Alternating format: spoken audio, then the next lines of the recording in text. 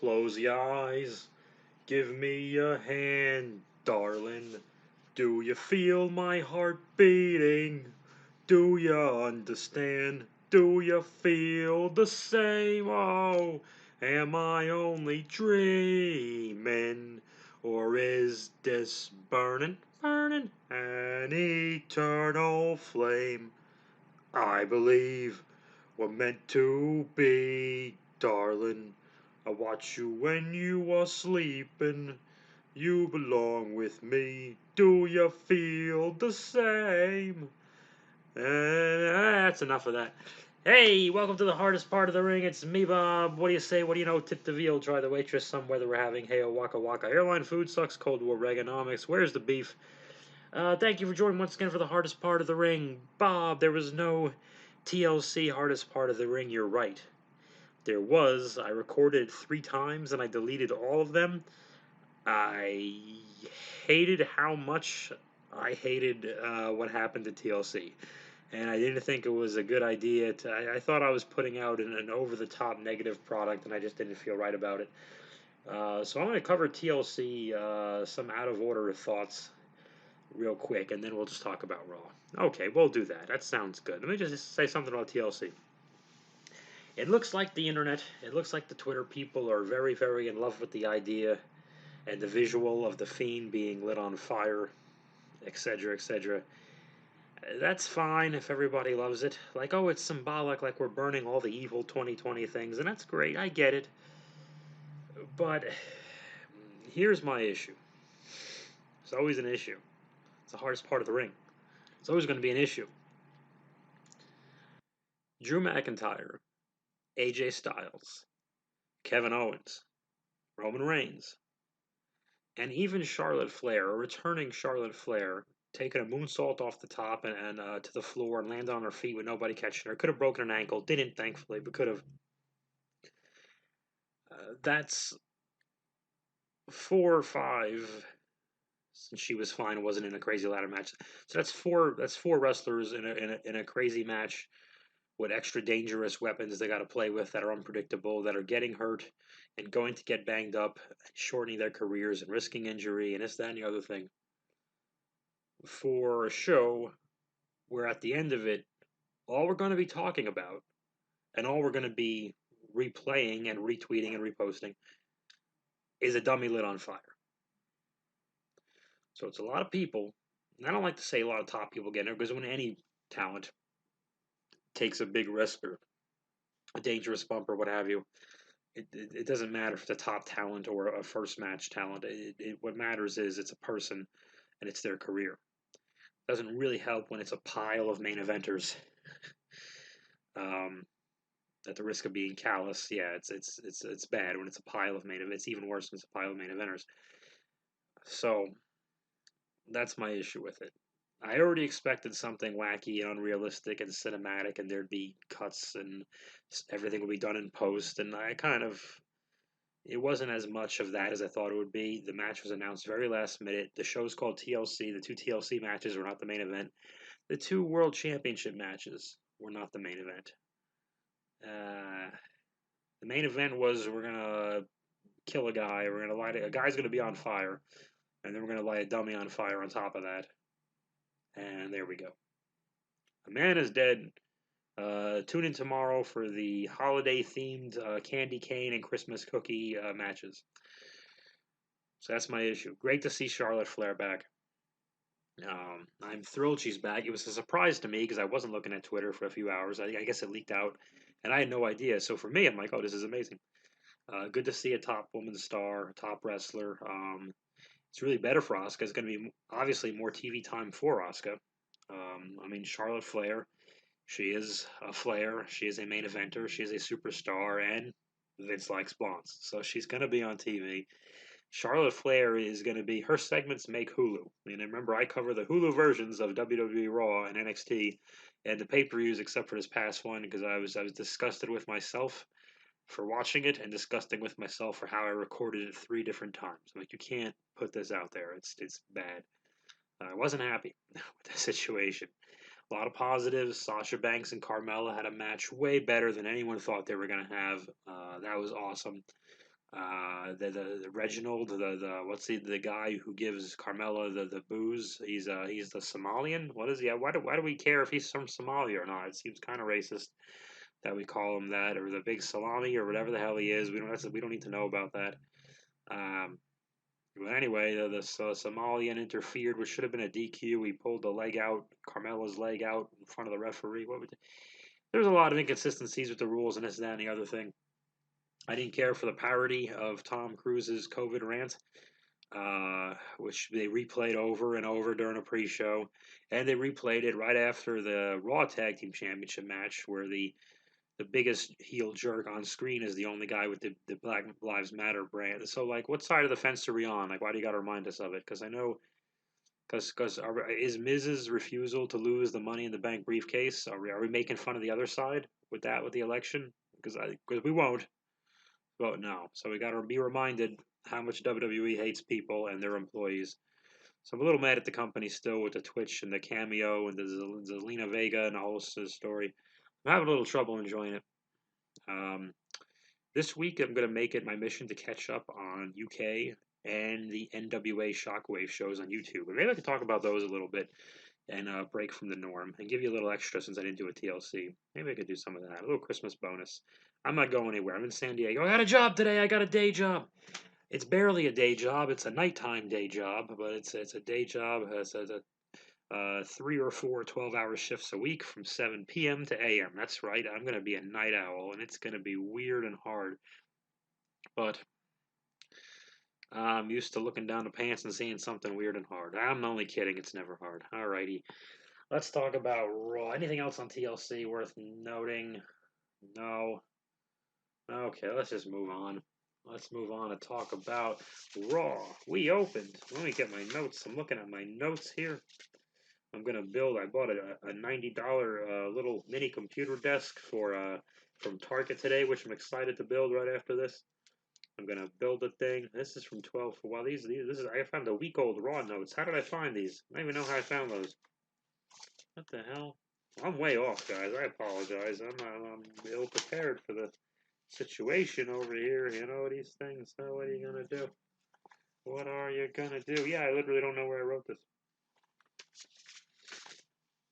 So I'm just gonna sing to you in the meantime. I wanna know what love is. I want you to show me. I wanna feel what love is. Where the fuck are my notes? How did I do this? What happened to me?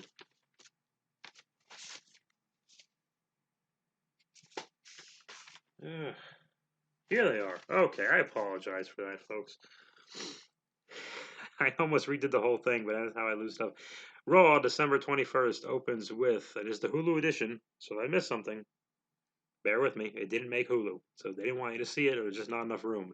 It's a 90-minute action-packed. Remember, they say it's an action-packed version of WWE Raw, meaning you must see all the boring 20-minute promos from the same people with their same fake talk shows with just a carpet and a couch in the ring. Oh, there's a couple of those today and last week. Hulk Hogan slams Andre the Giant up top. Then we have the hip hop intro, and then Charlotte Flair is here. Okay, things just got better. Charlotte's here, and we cut from Charlotte to a video package. Okay, it's a package. And Asuka's here, and then Nia and Shayna and Asuka and Charlotte are friends, and and Charlotte's kind of eyeballing the Raw Women's Championship. We know where this is going, but that's fine. Nia and Shayna comes out, and of course Nia can't sell anything. She has to bury the fucking babyface and say Charlotte sounds robotic, which she doesn't. But Nia has to say that because Nia's promos are just out of this world, so she has every right in the world to say that shit. But of course she's got to bury the babyface and be too cool for school because she's Rock's cousin, or whatever. Mandy Rose and Dana Brooke show up, and they're supposed to be good guys, but they make these badly written jokes about something about one of them looks like Rudolph with a nose job. I don't know which one of the heels, I guess. I don't know which one they were talking to because none of it makes any sense. But which is body shaming, by the way. So you know, it's body shaming. So they made a bunch of bad jokes that some unfunny people wrote. I probably opened for them. But the one saving grace, so this leads to the Mandy Rose Dana Brooke versus Nia and Shayna tag match. The saving grace of this is Asuka and Charlotte jump on commentary, and they get to they bring up they revive the Sexy Muscle Friends name for the tag team, which Asuka can. And Joe and Charlotte and Asuka made it so that you could almost not. They kind of forced the issue that this is the tag team's name, and it has to be the tag team's name.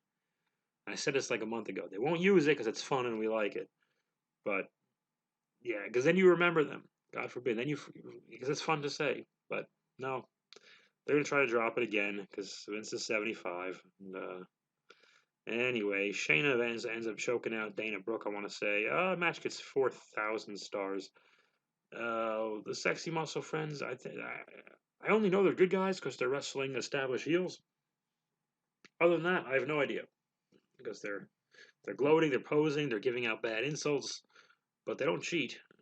And I don't know. I don't know. Having some raspberry flavored Arizona iced tea. It's absolutely delicious.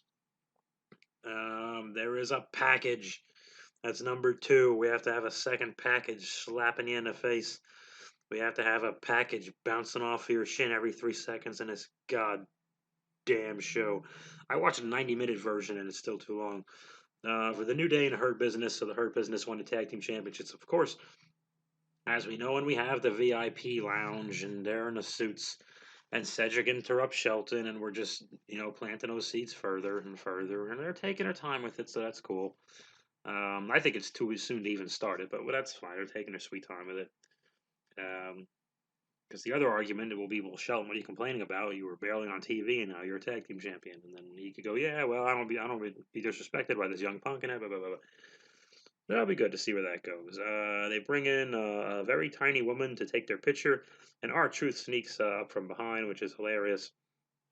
He's doing great. 90 guys chase R-Truth around, and they crash into trees, and the empty Christmas present boxes fall everywhere until Jeff Hardy and Matt Riddle, who are calling themselves the Hardy Bros, LOL, waka waka,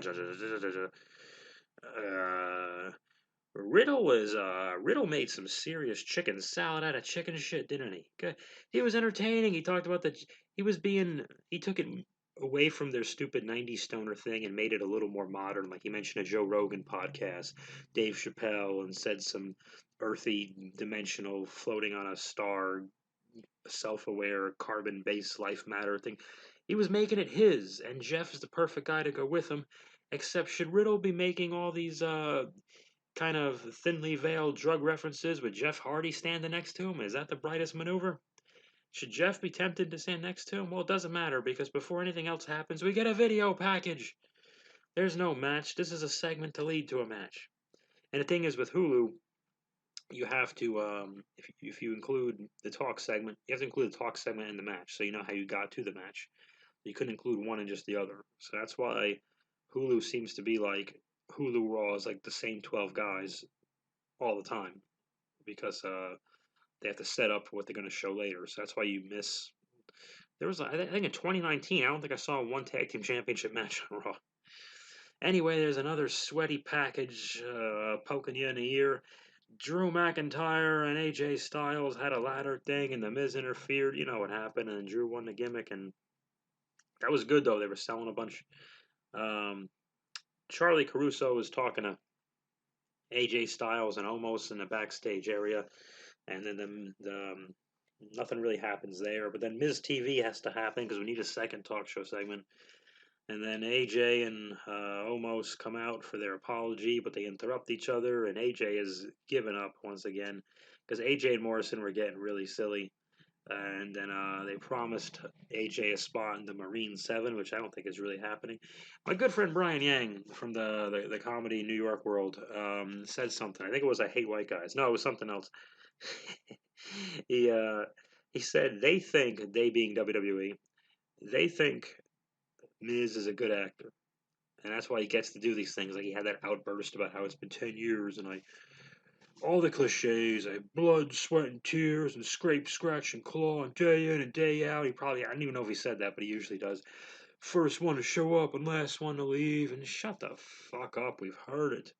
Or is my dream going to become a nightmare? Did I bite off more than I can chew? Fuck you, I've heard it. I've heard it. Still in a mood, folks. Anyway, the heels all decide. Omos leaves for no reason. I guess he thought, well, I'm almost done with this. I'll just it's almost over. Waka waka. I don't know what happened after this. Drew and Sheamus and Keith. Oh, they come out to the heels and they recite their Christmas poem about how they're going to beat them up. Why do we need to make the baby faces look like huge dorks? Okay, there's some baby faces you want to identify with every baby face, but there's some baby faces. Something exploded in the kitchen. I should attend to that at some point. There's some baby faces, yeah, like Daniel Bryan in 2013, 2014. We need to identify with him. Kevin Owens is a guy we see ourselves in. Those kind of baby faces, not necessarily underdogs, but usually underdogs in some form or fashion. There's ones we got to associate with. But really, we want our baby faces to be cool. We want them to be awesome. We want them to kick ass. We want them to get behind us. We knew that when the Ultimate Warrior was so frantic and just energetic, he was more metal than Hulk Hogan was. And I think that's why a lot of us, he had the theme entrance, the theme music for one thing, but yeah, Warrior was more metal than a lot of us. Savage was more kind of frantic, but fancy in his way. Savage was too cool for school for sure. But we got behind those because they were cool. Like Bret Hart was calm and cool under pressure. He was like the cowboy who knew he was gonna pull that 6-shooter out in a blink of an eye, and he knew it. Shawn Michaels knew he could have sex with any teenage girl in the audience. Wait, what? That's kind of what they were selling. It was weird. It was a weird time. The '90s were weird, man. Um, Austin told you to flip off your boss. The Rock shat on the heels instead of picking them up and broke the promo rules, which thanks for that and fucking all up the promos for the next 20 years. People get mad at Foley for fucking up the Hell in a Cell match. They don't get mad at Rock for fucking up promos. God forbid. But whatever. It's the best. This is the best mood you're going to get me into to talk about TLC adjacent shows here. Anyway, AJ Styles drop kicks Keith into Sheamus. They bump into each other, and Drew separates them. And we got to get along. We got to get along. We got a team. We have 2 tag teams that are gonna, 2 3-man teams are gonna wrestle, and none of them get along with each other. Didn't we do this for the Survivor Series for like a month? The Hardy Bros, good God, do wrestle, and they lose to Lashley and MVP. I wrote yikes, and I think that's when Hardy was facing out on a turnbuckle, and I think someone gave him a shove. MVP gave him a shove, and he fell sideways on the steps. Good God. Well, the full Nelson on Jeff gives the bad guys the Duke there. 90 stars. Is this 2 matches I've seen in the entire time? Yeah, I'm like 45 minutes of Hulu show, and we had 2 matches. And a bunch of heels are arguing in the back. Not much to say about the Hardy Bros and Lashley MVP. It was your standard Raw match. Riddle again making chicken salad out of this shit. So I mean, eventually, I thought they were just going to give Riddle the surprise pin on Lashley, but they went another way with it, which is good. And by the way, don't get mad about Jeff Hardy losing. Jeff and Rey Mysterio can lose forever and be over forever. Just don't turn them. They get like lifetime passes just to be lovable good guys that we're never going to boo. We just love them too much. I don't know why. It's one of those things. After the 3 heels are arguing backstage, Miz Morrison and AJ, I think, everyone's mad at each other, and they throw a 4th package on top of our foreheads while we were sleeping and didn't ask for it. The Fiend and the Orton and the Fire and the whole thing. And Randy Orton shows up and he tells us he's evil for like a day. Did I miss a page of notes here? I don't know what happened. But anyway, I think I remember what happened. They show Alexa Bliss on a swing, and she says the Fiend is kind of in hell, but he's going to come back at some point and be an even more evil thing. And you could very blatantly see the contact lens lines in Alexa's eyes when they got on that sideways shot of her. But whatever. So that was. I really think, call me crazy, that's a waste. Alexa should take the role of the Fiend, not necessarily dress exactly like the Fiend, but something similar, and terrorize the women the same way the Fiend terrorized the men for a little bit.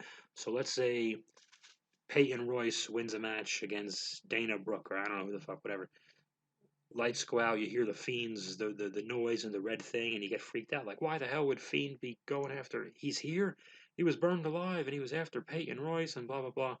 And because of her height, you're going to know it's Alexa and make the obvious inference, but still. And Alexa gives the claw to Peyton or Lacey, whoever the fuck.